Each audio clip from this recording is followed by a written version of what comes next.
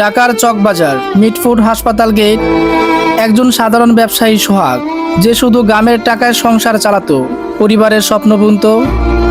অথচ তাকে গত 2 মাস ধরে চাঁদা দিতে হুমকি দিচ্ছিল স্থানীয় যুবদলের কিছু দুর্বৃত্ত। চাঁদা না দেওয়ায় শুরু হয় পাশবিক অত্যাচার।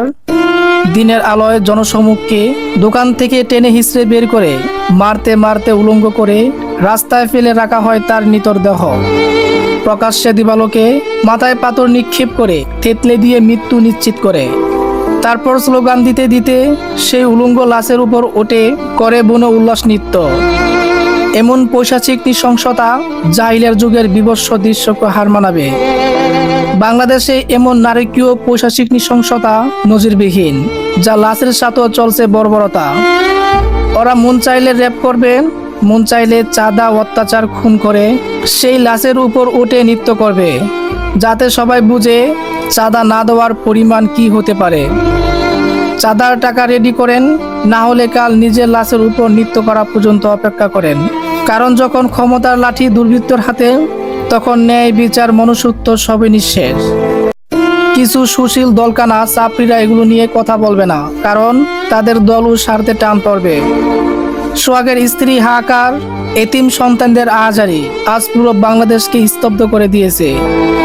তাদের একটি দাবি, আর কোনো মায়ের কোল খালি না হোক, কোনো স্ত্রীকে যেন আর স্বামী হারাতে না হয়, কোনো সন্তান যেন এতিম না হয়। খুনিদের এমন দৃষ্টান্তমূলক শাস্তি হোক, যাতে আর কেউ লাশের বুকে নাচতে সাহস না করে। আজ সাধারণ জনগণ নিরাপত্তাহীনতা ও আইন শৃঙ্খলা পরিস্থিতি নিয়ে উদ্বিগ্ন।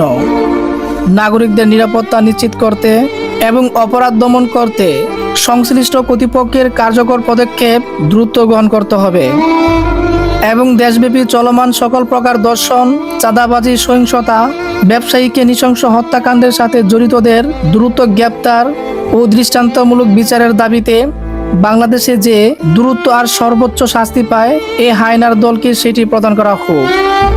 ভয় নয়, প্রতিরোধই একমাত্র পথ। আপনি আমি চুপ থাকলে হায়নার দল আরো বেপরোয়া হবে।